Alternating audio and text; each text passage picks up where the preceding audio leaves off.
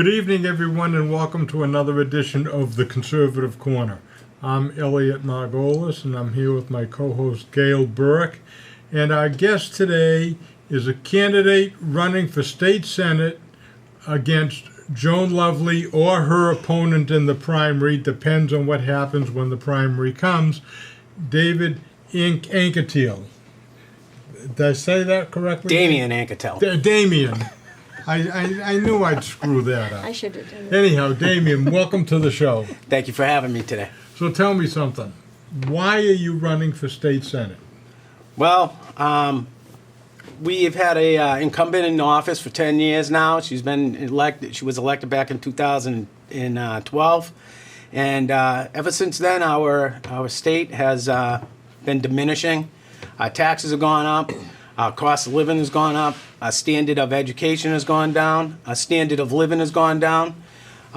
There's a push for things that I don't appreciate and I don't agree with. Just recently, there was the driver's licenses for illegal immigrants. They passed that through a portion of the legislature this year, and I was angry at that. I was voicing my opinion in my house, and my wife said to me, either shut up or get out there and do something about it. So here I am. If you have any problems with me, blame my wife. She's the one who triggered me, I guess. Actually, I think your wife is smart. And tell us some of the issues that you're talking about. You talked about the illegals getting driver's licenses, which also means that they'll be able to vote. Yep. So what other things brought you to this kind of a situation? Well, I am a former law enforcement officer. I worked with the Essex County Sheriff's Department for a dozen years, 10 years. I interned at the Attorney General's office, Internet Crimes Against Children's Division. I was a probation parole officer down in South Carolina with juveniles. I came back here and I worked on strategy building for the legislature and the Mass Call 2 grant. I was a grant coordinator there where I did research and helped develop strategies to eliminate overdoses in Massachusetts of opiates. And I worked with people over at Hogan Regional Center with intellectual and physical disabilities. So all of those things that I've seen, I had a large experience with dealing with the state bureaucracy, dealing with budgetary issues, and I feel that I can do a little bit better than what's going on right now. In today's world, I mean, we keep getting these tax increases, and over the last 6 years, we've had budgetary surpluses. This year we have $3 billion. Last year we had $3 billion. During the COVID year, it was no surplus, but there was no shortages. Year before that, 2.4 surplus, $2.2 billion surplus. So we've had surplus, but they keep wanting to tax us. So I think that I am going to present some legislation to cut back on taxes. I want to waive the gas tax, which is 24 cents a gallon. That brings in about $790 million a year. The excise tax on gas, which is 24 cents a gallon, same thing, another $800 million. And I want to get rid of the state income tax. If we get rid of those three taxes, we will be even, Steven, on the budgetary surpluses that we had the last couple of years. We don't have to worry about any major cost-cutting issues, even though I do believe that we need to cut back on some of the spending in the state as well. I'd like to ask you a question about the illegals getting driver's licenses. According to my understanding is that the bill that was passed over when Baker tried to veto it, it was overridden. The bill puts the responsibility for vetting the illegals on the back of the Department of Motor Vehicles. I don't think that they're prepared to do that. And there's some question about what kind of identification they need. I was reading a little bit about it, and it said they can either use a birth certificate, a bill from where they're living, or something like that, which doesn't seem to be very strong proof of identification. Now, I know there's also a petition that went around to get something on the ballot for this November to overturn the bill that was passed. What do you think the chances of that happening are? Well, in regards to the petition ballot that went out this year, I spent a lot of my time this summer collecting signatures and working with the GOP on getting the signatures. Today I just picked up, on my way here, I picked up from the city of Peabody another batch of signatures that took my group of volunteers, over 5,000 signatures collected. Myself, I collected over 1,200 on my own. I have an issue with the whole entire law. Every single state, right now there's 16 states in the District of Columbia that has illegal immigrant driver's licenses. In every single state, the incidences of uninsured car accidents is increased, fatal car crashes increased, failure to stop for police officers, in hit and runs, all increased in every single state. In addition to that, every single one of those states and the district, they all had increases from anywhere from 50 to 100% on their insurances. And if you're a new driver, a young driver, right now, if you go get your driver's license, you're looking at a $7,000 a year, $7,000 a year insurance rate. And it's crazy that you're thinking that that's going to be 150% to, excuse me, 200%. Is that what illegals will have to pay as well? I don't know exactly what they're going to do, Yeah. but I believe that our insurance rates will be increasing. It has happened in every single state, so there's no reason for it not to happen here. Do the illegals have to take a driver's test? Well, I am going to say yes and no. So if you're a new driver and have no proof of driving, you will have to take a driver's test and you'll have to go through that. But if you have a driver's license from another country, in a lot of these countries, Guatemala, Venezuela, and a lot of the Central America countries only have a ticket license. It says this person can drive. There's no picture. there's It's no- not like us. So it could just be Right. Joe Smith giving this guy a driver's license and they come up Yeah. here without knowing how to drive even in their own country. Well, not only that, but there's no guarantee that once they're granted driver's licenses, that they will get insurance. They may be driving with no insurance. Well, that's what happens in other states. What happens, and they found, based on the AAA Foundation, the Mass Highway and Public Safety Association, the Department of Transportation, all of those things that I said are accurate. And what happens is they get the insurance so they can register the vehicle, and then they stop their payments. So that's what ends up happening. That's why the increase of uninsured motor vehicle accidents. But also in regards to what you were saying about the voting and the documentation of their identities. So inside this law, there is an amendment that prohibits the motor vehicles, the registry of motor vehicles employees from asking any information regarding citizenship, alien status, or anything. So That was part of the bill, right? it was an amendment within the bill. So the initial bill didn't look like this, but when it got to the Senate, it got voted out of committee and put onto the bill. So as an amendment, there is a clause that stops the registry from being able to look for citizenship. In conjunction with the motor voter legislation that passed 6-7 months earlier, you have the registry of motor vehicles having to automatically register people to vote. And then you have this bill, this law now, that will stop them from collecting any information on whether they can vote if they have legal status in this country or not. Do you have any information as to how much the illegal aliens actually cost us?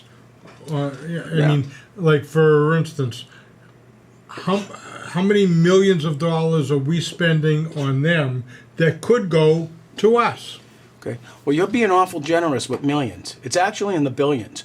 So, legal immigrants in this. So the number one group of people that come into this state right now and moving into the state are illegal immigrants, and they're coming here for three things. They're coming here for free medical, free housing, and free money, and that's what they're coming here for. So they cost us $3 billion. Well, just this year is just over $3 billion, like 3.2. So I throw the 0.2 up there, like $200 million is nothing. So they, $3 billion, $200 million.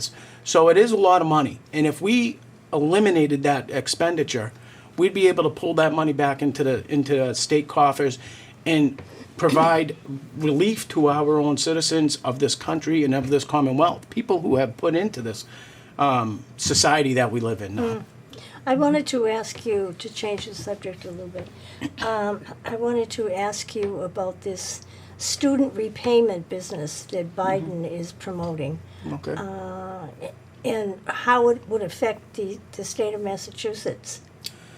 Well, as a former graduated college student, I had student loans and I paid them. So I think it's very unfair that you have a person who goes out, who's a plumber, electrician, a person who went to college and paid for their school already or paid off their loans, to have to take out of their pocket and start paying for people who went to college and says that they can't.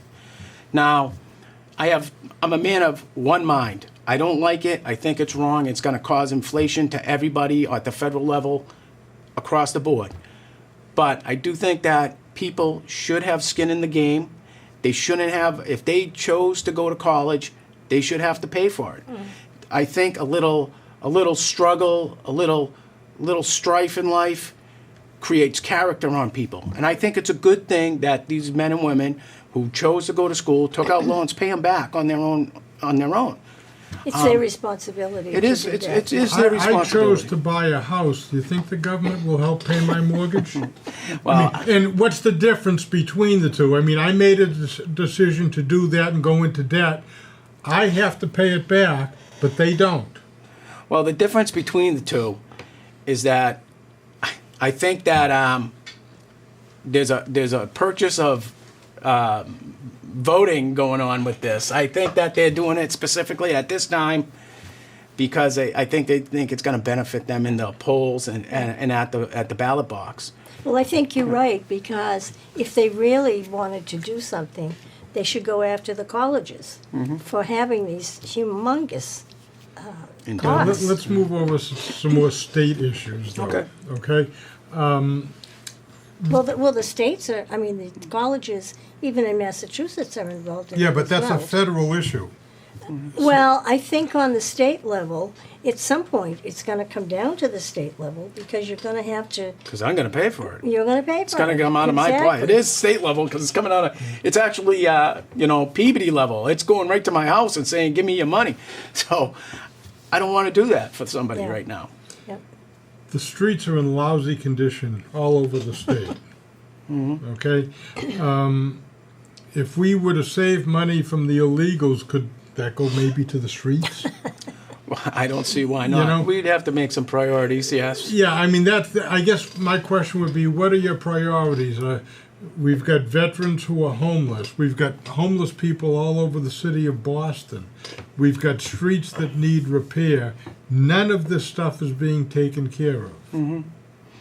So what are your priorities? Well, so statewide, my priorities would be to get rid of taxes. There's certain taxes that I think that we can get rid of. I think that we can get rid of the state income tax. I think that we can get rid of the gas tax and the gas excise tax as well. I think that those things would put money back in people's pocket immediately, deal with some inflationary issues, that people will be able to at least be able to handle those issues. If later on we decide that we need those back into place, we can always revisit them. But right now, I think the most important thing is to get people prepared and give them a little bit more currency of their own money. This isn't state money. This is their own money that they don't have to pay to the state, that goes back into their pocket or stays in their pocket, so that they'll be able to handle what's coming coming up soon. We have winter coming. Our fuel bills for housing, heat in your house, are going to be skyrocketing. Just yesterday, Russia shut down all exports of its natural gas, all of them. So our natural gas resources are going to be draining, and they're going to be a big pinch on it. So people who heat their house with natural gas are going to be feeling the pinch. Just overnight, in one day, France had a 25% increase in their natural gas. Overnight, one 24-hour period. And that's not even talking about the blackouts Yep, that they're going to experience. Yeah, so we're looking at some real serious issues in regards to that. So I want money back in people's pockets so they'll be able to better manage the increase in fuel costs, cost of living, food costs that are coming down the pipeline. And I think that it's better in their hands than the government. So what you're saying is that people, the general public, is smarter handling their money than the government handling their money. Well, not everybody, but it's their money. So they can spend it any way they want. That's right. They don't have to be smart with it. But the government's not smart with it. It's not their money. It's not their money. It's easy to spend other people's money. My understanding, Milton Freeman's, my understanding is like on the roads, we pay. We're one of the highest states in the country per mile in building roads, and yet, from my understanding, we use the worst kind of pavement, which needs maintenance more often. You look at New Hampshire; it's a lot less expensive to build a road. Their roads are in much better condition. How's that a priority for you to fix that? Safe roads are important. I mean, it's our transportation, it's how we get to our work, our schools, everything. So, you need to have a safe everything. So, you have to have a safe environment, a safe group of people. It's important to have safe roads, but we need to make sure that all of our priorities are not evenly dispersed. The roads might not be as important as dealing with energy cost on people's houses. So is it going to be more important for us to make sure that the roads and the potholes are fixed, or make sure that people aren't freezing to death in their house? Because it's not global warming that kills more people a year. It's freezing. It's cold that kills more people. Four times more people die in winter than they do in summer, and from other global warming related issues, drought and other things like that, drought, flooding, and all that. Cold weather is our danger. I wanted to ask you something about education as well, because we spend millions and millions of dollars in Massachusetts on education, and as most people know, the educational system here and nationwide is not up to par. A lot of it is because of what they're teaching. CRT, for instance, teaching all about the LGBTQ, whatever it is, movement, transgenderism. And the parents got wind of it because of COVID. They saw what was coming in on the children's laptops. And now the parents are fighting back. Would you, as a state senator, be willing to back parents that were unhappy with what the schools were teaching? Or, like this president keeps calling people who disagree with him fascists. I think that we need to understand that parents have every right to further their children's education and to guide it, rather than to be thrown out of school committee meetings because they disagree with what's being taught. How would you deal with that as a senator? Well, first and foremost, I fully support parents being involved with their children's education, 100%. I don't believe in CRT. I think any education that teaches people that you are lesser or you're an oppressor and you're a victim has no place in schools. Education and school systems are supposed to build up young men and women. You know, education makes possible all other trades, everything in our country. Without a good education, whether it be in agriculture or mechanics or reading, writing, and arithmetic, it's the most important thing to us. And parents should have a say in that. Now, as for LGBTQ stuff being taught in school, it has no place. I don't think that any type of Well, especially for the younger students. younger students, when you get into high school, you have, you know, when I was in high school, I took a sex ed course, you know, I think it was called health. You know, my mother had to sign off. I Used mean, it to was be like she called was health. buying a house. She had Yeah. to sign 10 documents, and I had to bring them in. So I think something like that, you know, opt-in type of things Right. can happen, but it shouldn't be put in. And then the parents have to argue their way out. Right. So would you be in favor of taking the cap off of charter schools? Oh yeah, I believe in charter schools 100%. One of the things that just a couple months back, I was reading a article in the newspaper, and the Danvers town administrator wanted to restrict the number of students that were going to the Voc, and he wanted to restrict it because it's costing too much money. So instead of saying, I need more money in my school to make it better so we're more competitive, he says, I want those children not to have the education they're looking for. And I feel that that is not the right way to go. Create more opportunities for young men and women to learn, be competitive with your school systems. We need to go, you know, open up the schools so that young men and women have a lot of opportunities and a lot of directions to go in. But once they decide on where they're going, they can, you know, focus it in, narrow it down.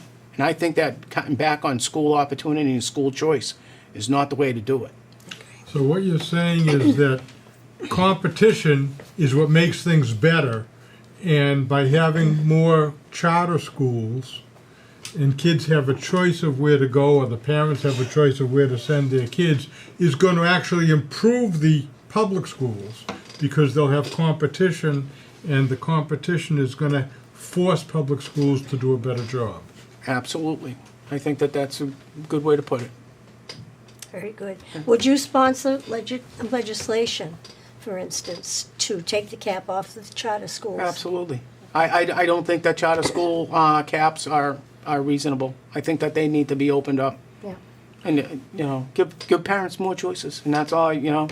I mean, even if we get, you know, maybe not vote, you know, have a science-related charter school, a reading and writing-related charter school, something that focuses stronger in those areas, and give children and parents an opportunity to say, you're going to get a traditional education, but you're going to focus harder. You like physics, so you're going to be focusing harder on sciences. You like literature, so you're going to be focusing more on the liberal arts. So we can do that with charter schools. We'll be able They've to. been quite successful. Yeah, they have in been. different streets. They also, my question about money regarding how much it costs to send children to public schools. Mm-hmm. Everybody was saying, oh no, they're free, they're free. They're not free. Nothing is free. Do you think that parents, if they decide to opt out of public school, and I'm not talking about charter schools, I'm just standard public schools, should be given the money to take wherever they want to spend it, be it charter schools, private schools, parochial, whatever? I think the money should follow the child. Okay. You know, they attach the cost to every child. So if you find the school's starting to diminish, you can figure out why. You can make some changes so that more and more children want to come in there. Well, I think if they do that, as Elliot was talking about competition, then they're going to train their teachers better to be more competitive, and in that way, Yeah. everything will be will rise up rather than, You take the shackles off the teachers, you'll see them doing a lot of different things than what's going on today. yeah. I mean, coming back, all my friends coming back from college, they're all teachers. I lived with 4 teachers. I lived with 5 other men when I was in my early 20s, and 4 of them are teachers. And today, a couple of them are saying that they don't even know if they're going to be able to do the last 8 years of their career. Well, a because lot of of the stuff teachers that's are- going on. A lot of teachers are leaving. There is a shortage of teachers Yeah. now because, as you say, what's going on? One of my complaints about state representative and state senators in general is if the party leadership says this is the way you're going to vote, you're going to vote that way. Otherwise, you're going to be penalized. So my question is real simple. You're going to listen to the leadership or you're going to listen to your constituents? Well, my leadership starts in my house, first of all. So my wife tells me what to do. You know, you guys got to talk to her if you want me to change my mind. If changing her mind is going to change my mind. But after that, it's my community, my neighbors. I'm going to talk to them, see what's good and bad for them. And it's not always going to be the same as the party leadership. And, I feel that right now I do have an alignment in my sensibilities with them. So I'm sure that I'm not always going to be there, but I'm going to see what's best for everybody before I make any decisions. Okay, that's good. You want to talk to the people? Because We only have a couple of minutes Yeah. left, All right. so why don't you give your... So, my name's Damien Anketell. I'm running for state senate here. There is an incumbent who has a primary. I can tell you one thing for sure. No matter how you look at it, the voters of the Peabody, Beverly, Danvers, and Salem are going to have very opposing choices to make this year in the ballot box. I believe one thing, and they believe exactly the opposite. You are going to have a true choice at the ballot box this year. And you're voting for me, voting Republican, you're going to get a constitutional conservative who believes in family values, family traditions. I'm proud of the heritage that I have here in Salem, Peabody, Beverly, and Danvers. I grew up on the North Shore my entire life, outside a short little stint down in South Carolina. But I'm proud of the traditions, the values that I have here. And I'm going to fight for them at the legislature, up at the State House at Capitol Hill. And thank you. I appreciate your time. Thank you, Damien, for appearing on our show. It's been enjoyable, and I'm sure that the people that you were speaking to will get your message. I want to thank everyone for watching. Stay tuned. We will be back probably in another week or so and give you more exciting information about what's going on and particularly about the elections. So thank you again for viewing, and we'll see you soon.